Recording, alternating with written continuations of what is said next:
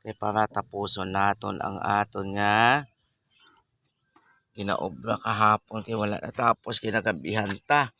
Gani ari naman ta sa babaw atop mga ka-idol. Ano ta, ma-apply ta karpintero kay para dagdag income. Good morning mga ka-idol. So, kapit na sa babaw atop. Oh, so,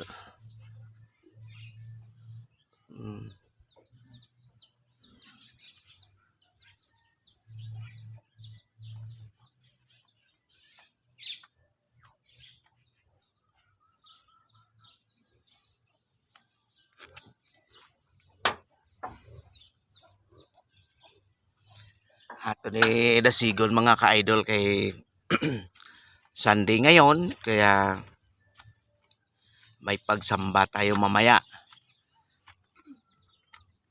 Tatapusin ko muna to ha mga ka-idol ha. Ingat-ingat lang kayo yan kung saan mga kayo naroon. Ingat-ingat po, huwag kaligtaan sumamba ngayon kasi linggo para sa ito, para sa Diyos natin ang araw na ito.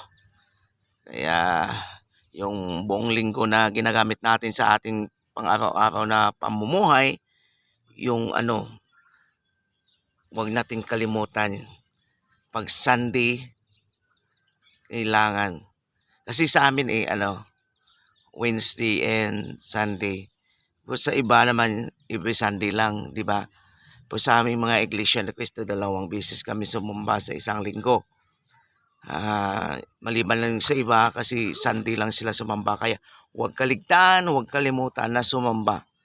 Okay, mga ka-idol, ingat-ingat po kayo kung saan man kayo naroon.